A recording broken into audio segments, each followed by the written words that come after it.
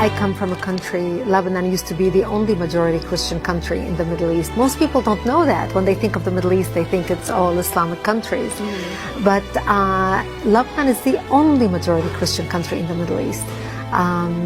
We were open-minded, we were fair. We prided ourselves on our multiculturalism. We welcomed everyone to our country, especially from the surrounding Arabic countries, because we wanted to share with them the westernization which we had created in the heart of the Middle East. Muslims used to send their children to come study in our universities because we had built the best universities in the Middle East. They graduated and worked in our economy.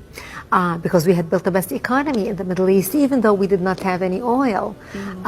Lebanon was known as Paris of the Middle East, the banking capital of the Middle East. And as Christians, we focused on education. Education was very important to us. You know, we educated girls and boys, you know, no difference. We were living the good time. Unfortunately, all that began to change by the 70s because of two things.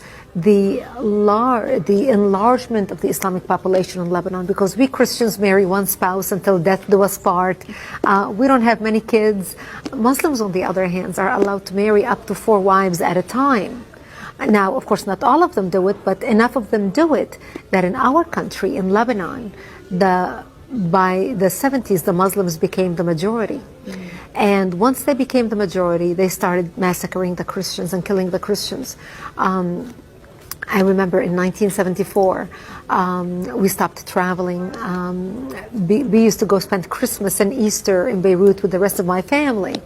And we stopped traveling, and I would ask my father, why aren't we going to Beirut for Christmas this year? And my daddy would say to me, well, we just decided to stay home this year. And, you know, I couldn't understand why. And later I learned is because Muslims started setting up fly-by-night checkpoints, and they would stop Christian cars traveling. And when they would get people out of the car and look at their ID and find out that this is a Christian family traveling, because in Lebanon, our religion is written on our national ID, on your driver's license, on your passport.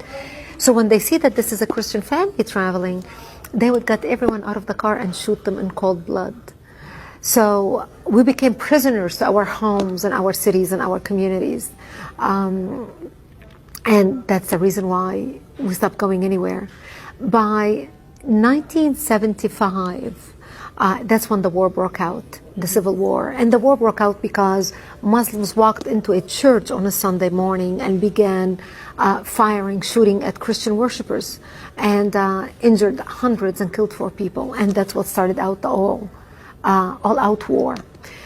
And it was a very difficult time for the Christians, because as the Muslims organized and now supported by the oil money flowing out of Saudi Arabia and all the Muslim countries, they wanted to basically use Lebanon as a base from which to fight Israel, kill the Jews and drive them into the sea, using Lebanese democracy and Lebanese open-mindedness and tolerance to do exactly that. And that's really when my world turned upside down and it changed.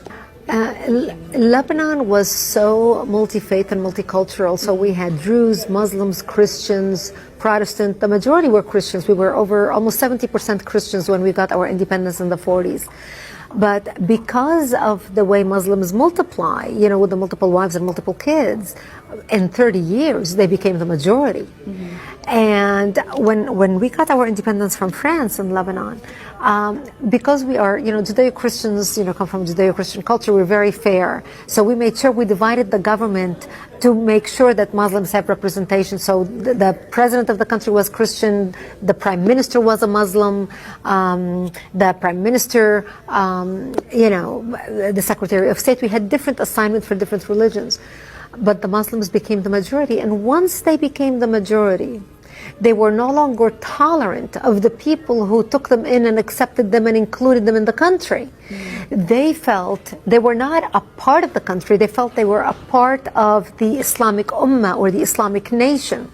So when they turned against their brethren Christians who lived in the same country, and Jews, but specifically the Christians, they began massacring us in large numbers because they thought we are in power now, and therefore we set the rules on how things should be.